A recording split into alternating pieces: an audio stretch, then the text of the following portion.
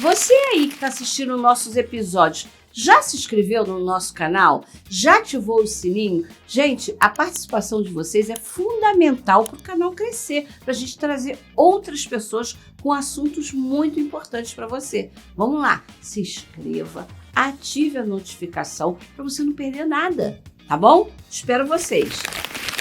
Porque às vezes o que acontece, o paciente chega lá, eu quero cannabis. Sim. Eu quero que a minha mãe tome o mesmo remédio que a Francisquina. Isso, é a E aí coisa, ele remédio do Valtinho. eu quero porque minha mãe precisa, eu quero que minha mãe fique bem. Sim. Só que aí ele não sabe prescrever. Gente, não sabe porque não teve interesse. Sim. Não teve interesse, não acredita, Sim. tem preguiça. Eu falo mesmo, porque eu não sou médica, eu fico bem à vontade de falar. Tem preguiça de aprender. E nós, como pedagogas, a gente sabe que educação é continuada. Sim. A medicina também não é engessada. O que se falava há 40 anos, hoje não se fala mais. Não, Então, assim, darwinismo gente, tá aí pra não nos é? salvar. Meu Deus, por que não aprender e abrir a visão? Eles precisam tirar um véu e enxergar. E aí, no início da minha fala, quando eu disse que o médico que prescreve cannabis, ele precisa ser hipocrático, é muito isso, Cláudia. O médico precisa porque não é uma calculadora que vai dizer o quanto esse paciente toma aqui, volta daqui um mês. Não. Ele vai precisar ter esse paciente perto. Sim. Ele vai precisar conduzir a modulação da dose dele. Ele vai precisar saber, porque a cannabis é igual a nossa digital. O uso do óleo, o sistema endocannabinoide é igual a nossa digital. Exatamente. Então, é único, exclusivo e indivisível. E quando você pensa que é a complexidade de um corpo humano, a unicidade do maior sistema que nós temos, precisamos de um médico que esteja realmente debruçado, empenhado, dedicado a cuidar do paciente da forma como ele precisa, dentro da sua, o que a gente costuma dizer, dentro da sua complexidade, dentro da verdade de cada um. Porque as suas gotas são diferentes das minhas gotas, eventualmente, que eu vá precisar. É diferente das gotas do meu filho. Sim. E essa é a beleza da cannabis, que eu acho que isso é incrível, isso é realmente humano. Individualizar, entender que cada tratamento, um cada pessoa é única. Porque essa é a verdade. No direito, a gente tem um jurista português, Tomás Antônio Gonzaga. Ele nos ensinou um ideal de justiça que eu acho que é o mais bacana que existe. E a cannabis tem muita singularidade com isso. É bem próximo. Ele diz que justiça é dar a cada um o que é seu. E isso é a verdade a nossa individualidade. Porque o que para mim é prioridade, para você pode não ser. Sim. O que é a minha verdade pode não ser a sua. Uhum. E quando a gente traz isso para o mundo médico, o médico está um pouco desacostumado com isso, né? Então, assim, a gente vai realmente precisar encontrar um nicho de médico que esteja empenhado em cuidar do paciente. Sim. Porque se ele está realmente preocupado com a saúde do paciente, vai perpassar pelo uso dos canabinoides. Ou pelo menos para saber e entender. Porque não vai poder dizer que não conhece o sistema endocannabinoide. Porque é o mínimo que o médico vai precisar saber. É conhecer o sistema endocannabinoide. Porque se hoje a gente pode conversar e eu posso dizer que eu conheço o remédio do meu filho ainda não sendo uma pessoa, não sendo médica, porque ele me importa. Então, eu sei o que é. Eu sei que nós temos receptores endógenos, eu sei que a anandamida faz parte da nossa vida, o 2-araquidonoilglicerol também. Eu sei que essa planta bendita tem mais de 500 substâncias ativas, mais de 130 fitocannabinoides descobertos. Eu sei, inclusive, que eu preciso de um remédio que tenha mais canabicromeno, porque ele vai fazer a produção de novos neurônios para o meu filho, e que na Europa tem, infelizmente aqui ainda não tem, e nem a nível de importação. Então, a gente precisa entender que eu não posso estar falando essas coisas com tanta naturalidade e um médico não saber. Sim. A pessoa que se dedicou uma vida a estudar o corpo humano para tratar e para promover a saúde, que ele não tenha domínio, pelo menos que ele não conheça. Ele pode dizer, como, por exemplo, se eu for num cardiologista e o cardiologista, e chegar pro cardiologista e falar que eu tô com uma dor no meu olho. O cardiologista vai falar pra você assim, olha, essa dor no seu olho, toma aqui, eu vou te encaminhar pro oftalmo. Porque eu trato do seu coração. E foi essa a especialização que eu fiz.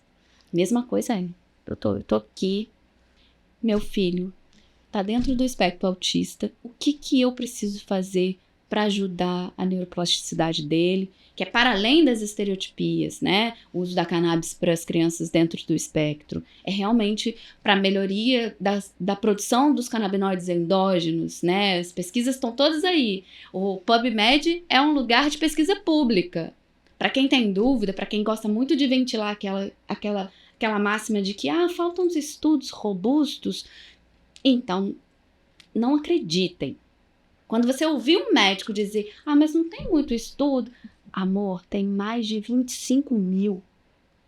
Só PubMed é aberto para qualquer pessoa. Só dá um Google. Viu, gente? Anota. PubMed. Então, isso aí. Se você tem alguma dificuldade em entender se a sua patologia está dentro daquelas patologias que são elencadas para a utilização dos canabinoides, e eu digo para além, como a gente tem sempre alguma coisa que está associada, mal do século, ansiedade. Sim. Quem não é ansioso? Eu digo que eu sou uma pessoa muito tranquila, mas eu tenho episódios de ansiedade. Por que não? Eu sou uma pessoa de carne, de osso. Não, e a gente convive com tanta demanda dos nossos filhos, de tantas coisas. Exatamente. Né? Imagina você como advogada, tendo que defender, procurar, ajudar, ensinar. E eu digo mais do que isso. Há mais de 15 anos, eu trabalho numa promotoria de infância. E essa promotoria de infância traz para mim condições graves e sérias das pessoas que são vilipendiadas exatamente na infância. Então, quando eu volto para minha residência, e eu vejo aquelas pessoas não tendo acesso, inclusive à educação básica, à saúde básica. E aí, quando a gente pensa que eu vou buscar saúde num profissional habilitado para promoção da minha saúde, eu chego lá e esse profissional desconhece. Ou pior, que eu acho que pior do que você desconhecer, que eu acho muito justo quando o médico diz assim, olha, eu não prescrevo. Eu vou te indicar alguém, ou você procure um profissional que entenda do sistema endocannabinoide, que prescreva e que consiga fazer esse acompanhamento com você. É pior o profissional que diz, isso não dá certo, não tem comprovação científica, não serve no seu caso. Então, assim, é exatamente dentro dessa autonomia que a Lei 8.080 nos garante que eu posso chegar para o meu médico e falar assim, doutor, meu filho tem epilepsia e eu quero tratá-lo com cannabis. Não, mas não posso. Eu tenho direito. Eu tenho o direito de escolher o tratamento que meu filho vai usar. E não tem que ter termo nenhum. Nenhum lugar tem que ter termo para dizer que o uso é em razão de refratariedade. Eu já tentei de tudo e é por isso que eu estou usando. Não. Não por quê? Porque a primazia é constitucional. Não por essa razão. A Constituição me garante o direito à saúde. E a Constituição que diz que a dignidade ela é um fundamento do nosso Estado democrático de direito. Então, não tem documento nenhum. Eu me recusaria muito tranquilamente a assinar. Não tem documento nenhum que eu precise assinar. O remédio é esse. A autorização está dada por quem realmente é responsável, que sou eu. Ou, no meu caso, a minha saúde ou a saúde de quem está sob a minha guarda ou sob a minha tutela. E é dessa forma que procederemos. Ponto. Porque, infelizmente, a gente ainda vive essa realidade de uma inversão da pirâmide de Kelsey. Sim. Infelizmente, quando a gente para pensar que nós precisamos de portarias inúmeras para dizer contrariamente aquilo que diz a nossa Magna Carta. A Constituição é muito clara para a gente. A Lei 8.080, que é compatível com a nossa Constituição, inclusive veio 2 anos após, exatamente por uma Constituição cidadã que Nós temos hoje um dos sistemas mais ricos em termos de alcance do mundo, que é o Sistema Único de Saúde. Sim. A beleza daquilo que a gente fala muito mal, muitas vezes no nosso país, né? Um país de inúmeras legislações inócuas, mas a lei do SUS, ela é uma lei extremamente avançada, assim como o Estatuto da Criança e do Adolescente. São legislações que são extremamente avançadas e que realmente consagram um sistema estruturado para realmente ter universalização, igualdade e acesso para todo mundo. Então, garantia jurídica a gente tem. Com certeza. Né?